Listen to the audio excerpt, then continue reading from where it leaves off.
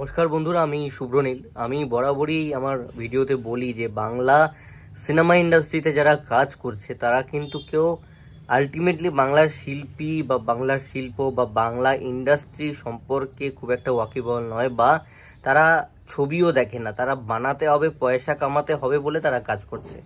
এটা হচ্ছে বাংলা ইন্ডাস্ট্রি একটা সবচেয়ে বড় প্রবলেমের জায়গা।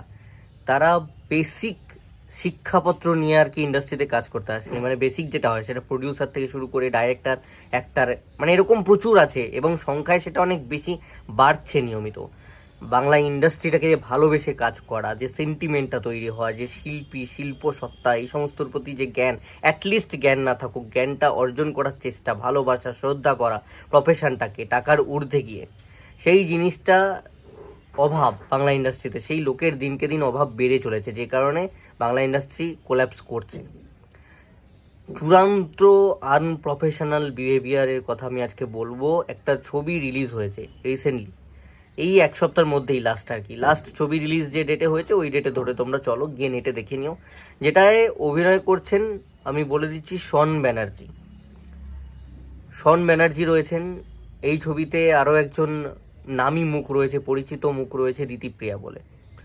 সেই ছবিতে আরও একটা বিশিষ্ট পরিচিত, এই মুহূর্তে আলোচিত, মোটামুটি জনপ্রিয়তা অর্জন করা একজন গুণী শিল্পী রয়েছেন, যার নাম ঋষভ বাসু। আমরা অনেকেই চিনি, তার অনেক ভালো কাজ আমরা দেখেছি, অ্যান্ড খুব ভালো অ্যাক্টিং স্কিল, একজন গুড অ্যাক্টার উনি।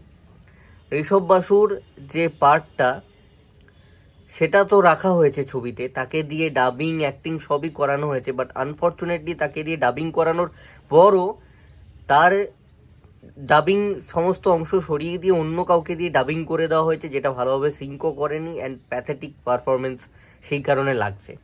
কারণ আমি যে কথা বলছি এটাই যদি এখন ইউটিউব থেকে ডাবড হয়ে যদি একটা ইংলিশ বা কোরিয়ান ভার্সানে চলে যায়, তো কোরিয়ান দর্শকটা দেখবে যে কি হচ্ছে, সে তো বিরক্তি বোধ করবে। কোরিয়া ভাষা চলছে আর আমি আমার মতন বাংলা প্রোনাউন্স করছি, আমার মুখটা বাংলার মতন সিঙ্ক করছে, তাই তো? এটাই তো ব্যাপার। তো সেটাই ওখানে হয়েছে।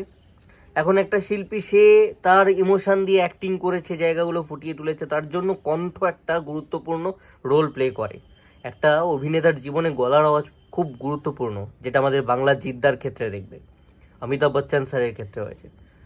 অনেকেই এমন রয়েছে যাদের ভয়েস খুব মারাত্মক পাওয়ারফুল, ভয়েসেই তারা অর্ধেক খেলে দেয়।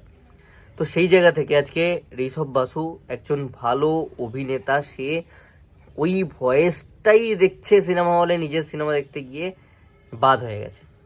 অলরেডি ডাবিং করেছে, এমন নয় যে সে শুধু চুক্তিবদ্ধ ছিল পার্টটা করবে, বা আগে থেকে তাকে জানানো হয়েছে যে ওটা অন্য কেউ ডাব করছে, বা সেটা খুব প্রপারলি করা হয়েছে ডাবিংটা, কোনো কিচ্ছু নয়। সিঙ্ক করছে না, হলে বসে ঋষভ বাসু দেখছে যে সে ডাব করেছে, অথচ তার ভয়েস নেই, অন্য কেউ একজন ভয়েস দিয়ে দিয়েছে, যেটা একদম ম্যাচ করছে না। যথারীতি রেজাল্ট খুব খারাপ লেগেছে দেখতে, এবং অভিনেতার পারমিশন অবধি নেওয়া হয়নি। যে কারণে আমি প্রফেশনালিজমের কথাটা তুললাম। পারমিশন তো মিনিমাম একটা নেওয়া উচিত, যে আমি একজনকে দিয়ে কাজ করাচ্ছি, এবং একটা জুনিয়র আর্টিস্ট বা একটা টকি আর্টিস্ট তো নয়, আমি কাউকে অসম্মান করছি না। আজকে জুনিয়র আর্টিস্ট না থাকলে বা টকি আর্টিস্ট না থাকলে সিনেমা হবে না। একটা সময় আমি নিজে জুনিয়র আর্টিস্টের কাজও করেছি, তো আমি জানি, আমি কাউকে অসম্মান করছি না। কিন্তু কথা হচ্ছে, ঋষভ বাসু তো একটা রেনাউন্ড, একটা তো ফেস, একটা তো সম্মানের জায়গা রয়েছে মিনিমাম। সেও তো ছোট থেকে বড় হয়েছে, হয়তো সে জুনিয়র আর্টিস্ট হয়নি, বা হয়তো জুনিয়র আর্টিস্টই হয়েছে, বাট সে তো একটা জায়গা কষ্ট করে করে ধাপে ধাপে এগিয়ে অর্জন করেছে। মিনিমাম একটা রেসপেক্ট একটা শিল্পী রয়েছে, মিনিমাম। একটা জুনিয়র আর্টিস্ট তো তাকে দিয়ে যদি ধরে বেঁধে একটা ডাব করানো হয় ছোট অংশ, তো সেটাও যদি বাদ দিয়ে দেওয়া হচ্ছে, মিনিমাম একটা ভদ্রতা খাতিয়ে তাকে বলে দেওয়াটা উচিত যে না, এটা রাখছি না, এই প্রবলেম আছে। এটা তো বেসিক কাটছি। আমি অতটাও আশা করছি না, তাই জন্য আমি বলছি যে না, চলো, ঋষভ বাসু তো একটু নাম অর্জন, খ্যাতি অর্জন করেছে, তাকে তো অ্যাটলিস্ট জানাবে।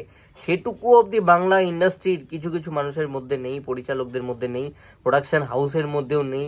এত প্যাথেটিক কন্ডিশন। না হলে অ্যাটলিস্ট জানিয়ে দিত যে আমি রাখছি না, দেখ এটা এরকম ব্যাপার, অ্যাটলিস্ট আলোচনা করতো। বা কি প্রবলেম হয়েছে ঋষভদার, যদি ভয়েস নিয়ে সমস্যাই মনে হয়েছে, তাহলে ঋষভদা আবার নতুন করে করতে পারতেন, ওখানে নতুন করে ভয়েস ওভার দিতেন, ডাব করতেন, সেটাও তো হতে পারতো।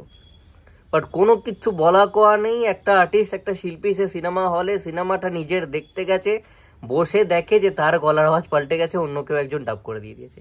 মানে কতটা অসম্মানজনক এবং কতটা আনপ্রফেশনাল একটা বিহেভিয়ার।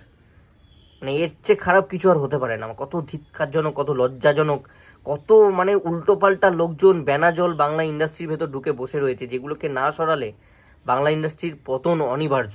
যতই খাদান আসুক, যতই বক্স অফিস আসুক, নতুনকে তো তৈরি করতে হবে। সেই নতুনকে যদি এইভাবে বাধা দেওয়া হয়, এবং প্রতিটা নতুন নতুন মুখই কিন্তু কারোর না কারোর দ্বারা বাধাপ্রাপ্ত হচ্ছে এবং বাজেভাবে হচ্ছে, খুব চিপ ব্যাপার ঘটছে, তো সেই জিনিসপত্র যদি বন্ধ না হয় কি করে হবে? কেউ উঠবেও না, তৈরি হবে না, বাংলা ইন্ডাস্ট্রির পতন হবেই হবে, কিছু করার নেই।